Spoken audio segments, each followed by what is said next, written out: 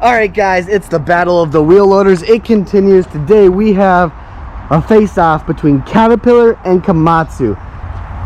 We have the Caterpillar 926D sitting right there. 170 horsepower, 27,000 pounds operating weight. We have the Komatsu 120 horsepower, 25,000 pound operating weight wheel loader right here. Now, I want to hear down in the comments below. I'm thinking just snow. So for all you snow guys, which one are you jumping in? Which one do you have? Do you have experience in either one of them? I want to hear the likes, the dislikes, everything you guys have to say about these two wheel loaders in the comments down below. Let's start the discussion of what is best for pushing snow. Now, ignore that these don't have snow tires, because if we were to order these brand new, they would come with snow tires. These are demos to us in the yard just to see which direction we want to go. Our plan is to put Nokians on whichever direction we go. So obviously, this, in my opinion, is the nicest cab out of any wheel loader that we've been in, between Hitachi, Komatsu, John Deere, Doosan, Devlin. Actually, the Volvo's pretty close to this, but this is probably the nicest. This is definitely the most futuristic. This is a roomy cab over here on the Komatsu side. It's got some basic mechanical controls, so it feels a little out of date. It feels older, but that doesn't affect pushing snow one bit. Again, both of them have a pretty great accessibility all the way around for maintenance and service. Both are pretty close to around the same price.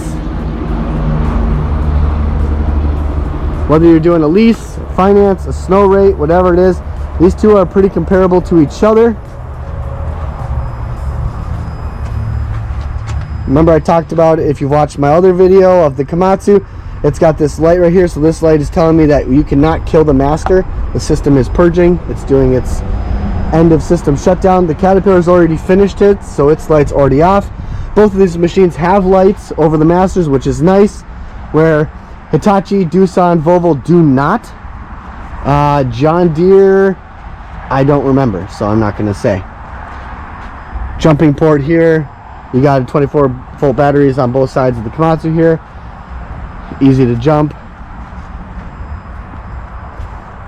Both of these are running a 2.5 cubic yard bucket on the front of them. So even though a lot more horsepower, a little more weight, they're both running about the same size. Obviously, you can spec this however you want. I think you can actually go up to, I think they say a 6. Might be a little overkill. For snow, it wouldn't be. But for dirt, maybe that'd be a little overkill. Not sure. I'm not a dirt guy. Both have great stairs going up. Lots of handles, lots of safety built into these machines. Both machines have access to the windshield. So the Komatsu, you can climb up there to defrost your windshield over there. On the Caterpillar, it's on the passenger side. It's got a little bit better system for climbing up into it than the Komatsu. Obviously, it also has this railing, which is nice for safety.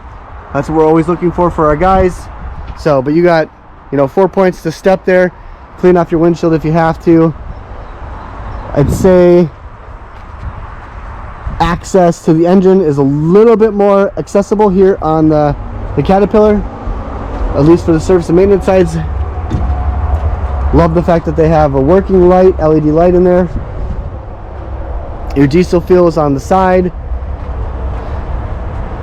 Your fuel for your Komatsu is right here in the rear. So that part really doesn't matter to me. Obviously, you're backing up to a gas station, you're filling up there. You're pulling up to the side of the gas station, you're filling up there. DEF is on the same side of the Caterpillar, which is nice. It's in that compartment right there. DEF for the Komatsu is also on the same side, being that this is on the driver's side entrance. Your DEF tank and fuel is also on the driver's side in this little compartment right here. It's fully encased, it's fully closed up, which is nice. Secure, people can't tamper with it. I'm looking for grease points. So obviously these grease points here you can reach by hand. On the Caterpillar, for the ones you can't reach by hand, there is a terminal where you can easily access them. Your hydraulic hookups,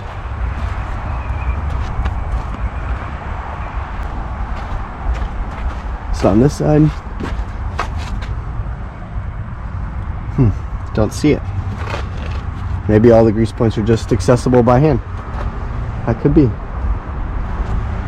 Obviously, jumping over the Caterpillar, you got the same grease points are all accessible from ground level. I'm a short guy, so it doesn't take much for things to get out of the reach. But yeah, grease points here, it tells you where they're greasing, where they're going. Same over here, which is super nice. I think that's just a really nice feature here on the Caterpillar. And then obviously you got these pictures here of areas to grease, maintenance, things to check. Love that. Just so guys stay on top of what they need to do every single day at the hour marks, just to keep these things operable and pushing snow. Let's see, do they have any stickers?